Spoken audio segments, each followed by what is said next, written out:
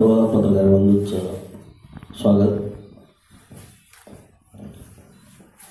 आपल्याला सर्वांना माहिती आहे की जे महाराष्ट्रामध्ये आणि परभणीमध्ये जे 10 डिसेंबरला जी घटना घडली, बाबासाहेब आंबेडकर यांच्या पुतळ्याजवळ संविधानाचा शिल्प होता, ते 10 तारखेला 5 वाजता एका इसमानं त्याची तोडफोड केली आणि त्यानंतर दुसऱ्या दिवशी आंबेडकर चळवळीच्या वतीनं शांततेत आंदोलन सुरू केलं होतं निषेधासाठी.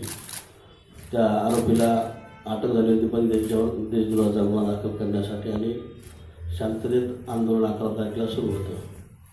आंदोलन दुपारी 12-1 वाजेपर्यंत अत्यंत शांततेत शहरामध्ये सुरू होतं. आंदोलनाच्या आतमध्ये कोणीतरी बाहेरचे रुमाल बांधून इसम 50 घुसले आणि शहरामध्ये दुकानाचे वगैरे मोडतोड करण्यात आली.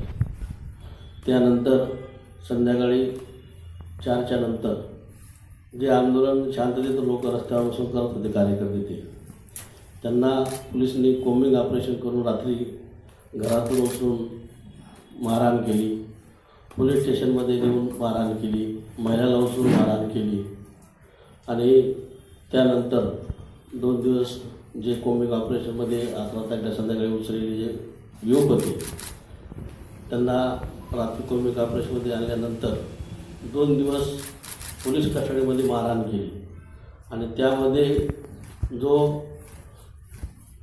विधी विभागाचा विद्यार्थी होता, जो वकिली करण्यासाठी परीक्षा देण्यासाठी परभणीमध्ये विद्यार्थी होता, तो सोमनाथ सूर्यवंशी या आंदोलनामध्ये होता.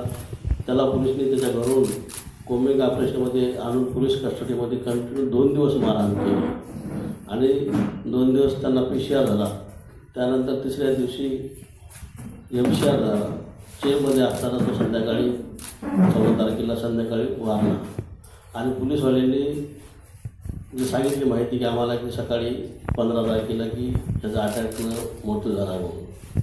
पण ज्यावेळेस आम्ही त्या पोलिसला आणि सर्वांना विनंती केली की त्याचा जे पोस्टमॉर्टमचा रिपोर्ट आहे पोस्टमॉर्टम करायसाठी औरंगाबादला पाठवलं आणि औरंगाबादला पाठवल्यानंतर तिथल्या लॅबचा रिपोर्ट आला की त्याच्या अंगावर मारहाण झाल्यामुळे याचा मृत्यू झालेला आहे, अशी रिपोर्टसुद्धा रुग्णालयाचा आलेला आहे. पोस्टमॉर्टम रिपोर्ट त्याच्या अंगावर हे केलं आहे म्हणून मारलं आहे. पण महाराष्ट्राचे मुख्यमंत्री यांनी विधानभवनामध्ये 21 डिसेंबरला त्या सर्व प्रकरणाची खोटी माहिती सभागृहाला दिली की ह्या युवकाचा खून श्वास घेताना प्रॉब्लेम असल्यामुळे झालेला आहे, असं त्यांनी सभागृहात खोटी माहिती दिली. त्यानंतर त्या कोम्बिंग ऑपरेशनमध्ये आमच्या तरुण युवकांना मारहाण केली. त्या कोम्बिंग ऑपरेशनमध्ये जे मारहाण केले ते असे बेदरक मारहाण त्यांनी केलेली आहे. हे सर्व कोम्बिंग ऑपरेशनमध्ये त्यांनी सर्व मारहाण केलेली आहे. रात्रभर कोम्बिंग ऑपरेशन केलेलं आहे. आमच्या त्यामध्ये महिलासुद्धा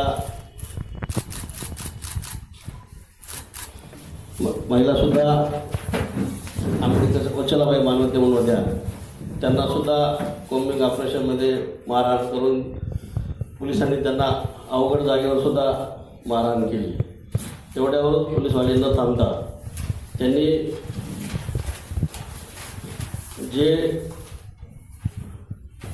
ऑटो वगैरे होते त्याच्यावर बाबासाहेबांच्या सहीचे नाव होते, ते पोलीसवाल्यांनी स्वतः ऑटोला दगडफेक केली आणि त्यांच्या पोलिसांनीसुद्धा त्याही प्रकरणामध्ये सर्व मारहाण करून स्वतः ऑटोची हे केली. आपल्या मीडिया माध्यमातून आपण ती दाखवलेली सुद्धा आहे की पोलिसांनी ही सर्व मोडतोड स्वतः पोलीस कॉन्स्टेबल आणि त्यांच्या लोकांनी ही केलेली आहे. हे सर्व आपल्याकडं आलेलं असतात. हे बी माघार आहे सर्व की पोलिसांनी स्वतः मारहाण ज्या ऑटो आहेत त्या फोडलेल्या होत्या. तर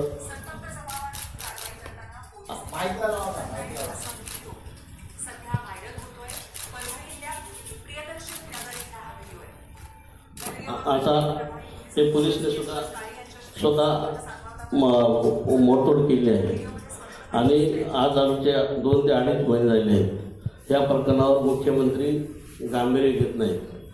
अनेक लोकांवर खोटे गुन्हे दाखल केले आहेत, तरुण युवकावर खोटे गुन्हे दाखल केले आहेत.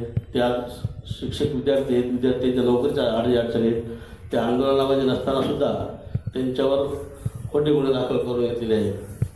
तर आज जी त्या प्रकरणाची न्यायालयीन चौकशी सुरू आहे, पण ती न्यायालयीन चौकशी रिटायर्ड जजच्या अंतर्गत चालू आहे. आमची मागणी आहे की ही जे सध्याचे करंट न्यायाधीश आहेत त्यांच्या हाताने ही चौकशी झाली पाहिजे.